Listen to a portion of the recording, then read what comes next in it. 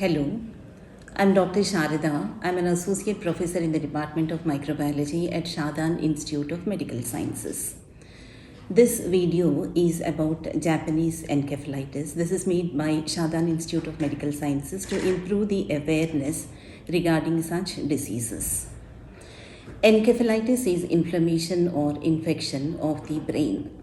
Japanese encephalitis is caused by the Japanese encephalitis virus. It is a infected mosquito borne disease. It is transmitted to human beings by infected Culex mosquitoes. This is a major health concern and a public health problem of national importance. The name Japanese encephalitis is so because it was first isolated in Japan during an epidemic in 1830s. But now in present times it is no longer common in Japan. It is seen in Southeast Asian countries like India, Nepal, Pakistan, Malaysia and Korea. This disease in India is commonly seen in states like West Bengal, Assam, Uttar Pradesh, Goa, Karnataka and Tamil Nadu. Outbreaks of this disease occur in the rural areas than in the cities. Rural areas with agricultural background where there is lot of stagnant water and paddy fields encourages the breeding of mosquitoes and epidemics are seen in these areas. This is basically a zoonotic disease, that is a disease of animals. Pigs, cattle, wild birds are all infected with this virus and Culex mosquitoes spread the virus between these animals.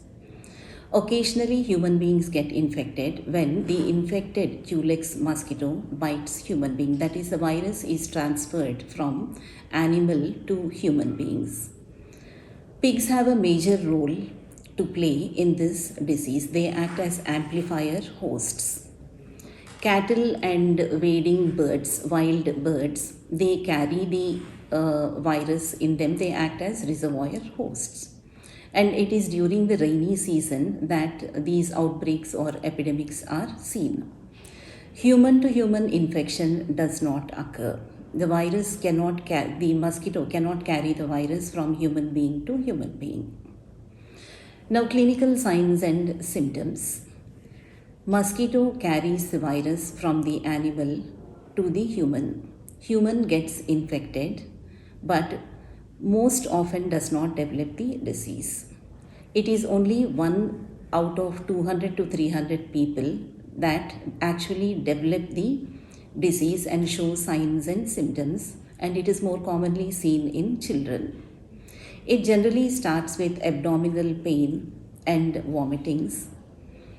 There is also fever, headache, nausea, and as the brain gets involved, other symptoms such as drowsiness, convulsions, loss of memory, and it may even progress to coma.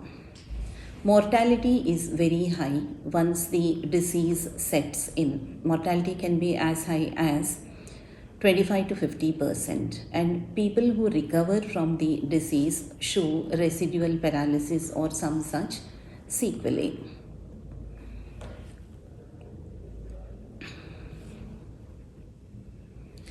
Diagnosis of Japanese encephalitis is done in the laboratory. It can be done by examination of blood or cerebrospinal fluid. This is fluid that circulates around the brain and can be tapped by doing a spinal puncture.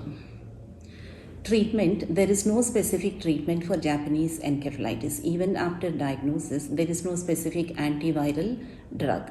It is symptomatic and supportive treatment.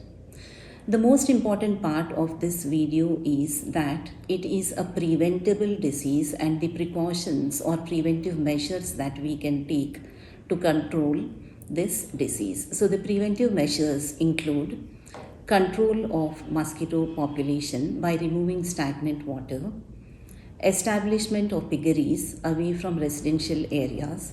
This is because pigs have a major role to play to maintain this virus in nature.